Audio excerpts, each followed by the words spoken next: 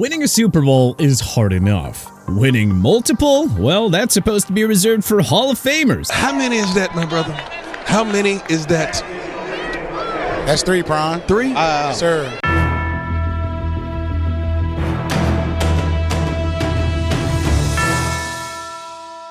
Somehow, these guys walked away with 2 or more rings, even if their careers were not exactly legendary in their own right. So with that out of the way, let's get right into it. Chris Long, 2-time champion, New England Patriots, and Philadelphia Eagles. Chris Long's career was on life support when he joined New England in 2016. The former 2nd overall pick had never lived up to the hype at the Rams, and at 31, it looked like he was about to fade into irrelevance. Then he hit the championship lottery. He played a key rotational role in New England's 2016 title run, helping the Pats pull off the greatest comeback in Super Bowl history against Atlanta. And then he dipped. Long joined the Eagles in 2017, and not only did he win another ring, he helped take down the very team he won his first one with in back-to-back years. Yeah, not too bad for someone who was almost out of the league. LeGarrette Blount, 3-time champion with New England Patriots and Philadelphia Eagles. LeGarrette Blount's career was all over the place. He went from being undrafted to establishing himself as a legitimate starting back to getting cut by the Steelers for attitude issues to becoming a Patriots playoff hero, all over the course of 9 seasons. Say what you will about Mr. Blount, but the fact of the matter is the man won championships, and he did so in a style that was true to himself. The guy was built like a battering ram, played like he had a personal vendetta against opposing defenses, and somehow turned an up-and-down career into 3 Super Bowl rings through a path of pure chaos. Following his fallout with the Steelers, he was able to resurrect his career in New England. He won his first ring in 2014, helped the Patriots again in 2016, and then, like Long, immediately flipped to Philly, where he led the Eagles in rushing yards during their Super Bowl run in 2017.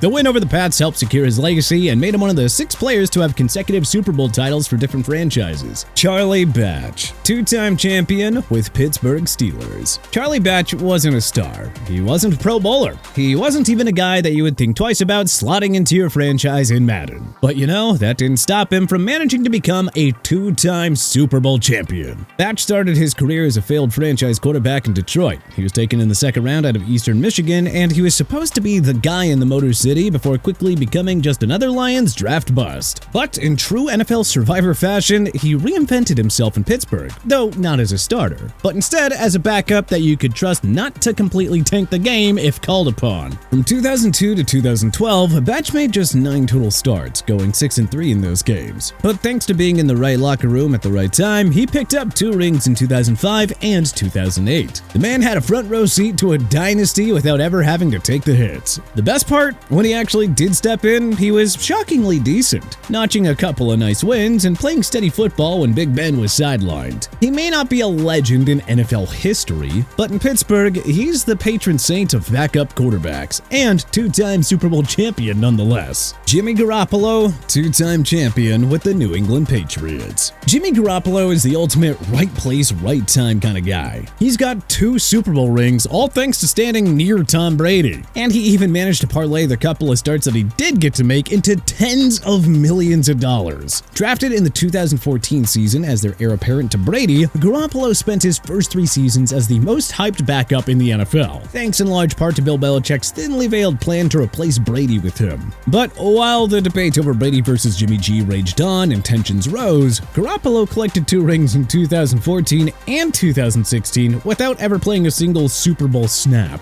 Then New England shipped him off to San Francisco, and for a while, it looked like Belichick might have actually been right. Jimmy G led the 49ers to Super Bowl 54, had a 10-point lead in the 4th quarter, and then, unfortunately, he collapsed. But that's the dark humor in Jimmy G being a 2-time champion as a backup, because once he finally got a shot to prove himself with the San Francisco 49ers, well, he crashed and burned at the biggest moment. Since then, he has been a walking injury report, struggling to stay on the field while bouncing from San Francisco to Las Vegas. But no matter how many times he gets hurt, he'll always have more rings than Dan Marino. Dwight White, 4-time champion with Pittsburgh Steelers. If you're building a steel curtain Mount Rushmore, well, you're thinking of Mean Joe Green, Jack Lambert, and Mel Blount. But Dwight White, well, I think he gets criminally overlooked. Nicknamed Mad Dog because of his relentless motor and absurd intensity on the gridiron and in the locker room, White was a key part of Pittsburgh's 4 Super Bowl winning teams in the 70s. playing defensive end on one of the greatest defenses in NFL history.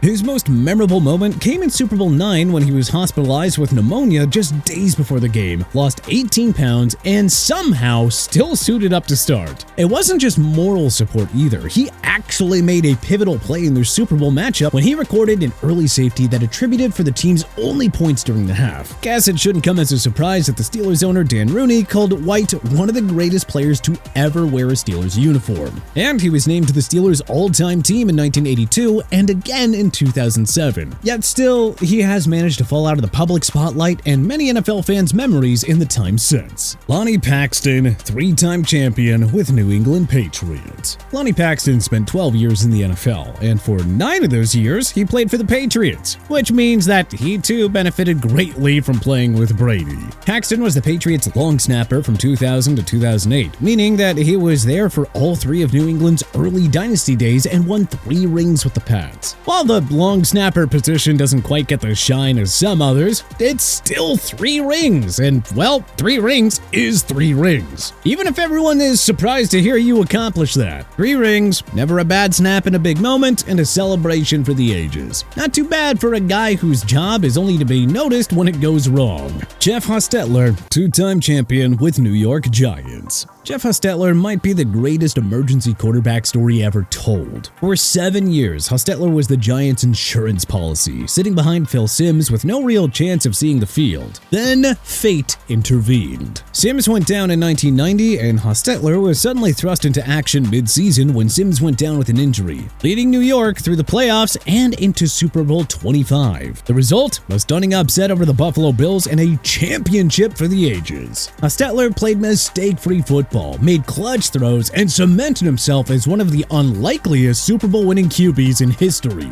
But what most people forget is that this was actually his second ring. You see, Hostetler won his first Super Bowl in 1983 as a backup for the Giants, never touching the field as they boat raced the Broncos 39-20. So in a weird way, he went from being completely irrelevant to being the guy who saved a season, all while quietly stacking up 2 rings along the way. Damon Huard, 2-time champion with New England Patriots. Watch out, folks, we have another Tom Brady merchant. The little-known Damon Huard, who over the course of 8 years made 27 starts and posted a 15-12 record as a backup, which honestly is not that bad considering he came into the league as an undrafted player. Though the fact of the matter is that if you even stepped foot in Foxborough in the early 2000s, chances are you walked away with at least 1 ring. I mean, think about Damon Huard. He barely played, but still, he ended up with 2 of them. After bouncing around as a career backup, even making a pit stop in NFL Europe with the Frankfurt Galaxy, Huard landed in New England just in time for the Brady-Belichick takeover, backing up Brady during the Patriots' first 2 Super Bowl wins in 2001 and 2003.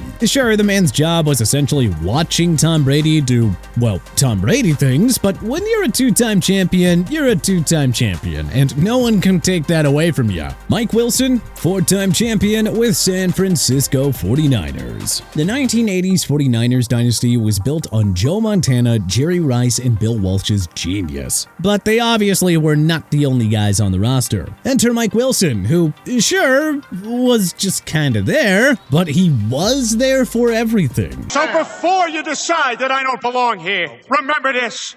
I was there!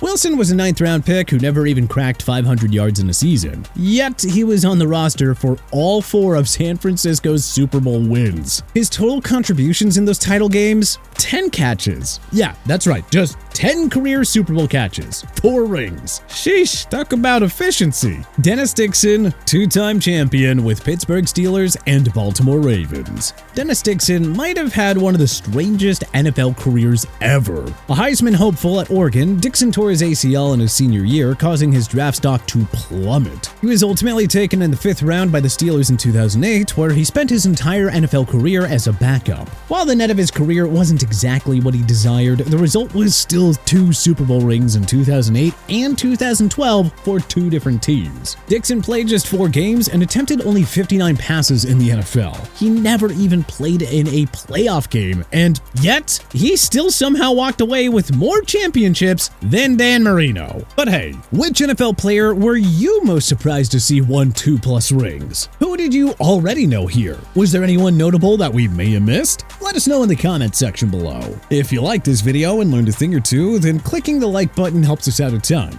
And you know, we really appreciate it. If this is your first time coming around to TPS though, then subscribing is a great idea because we put out videos like this every single day. But as always, thanks for watching and we'll see you guys next time.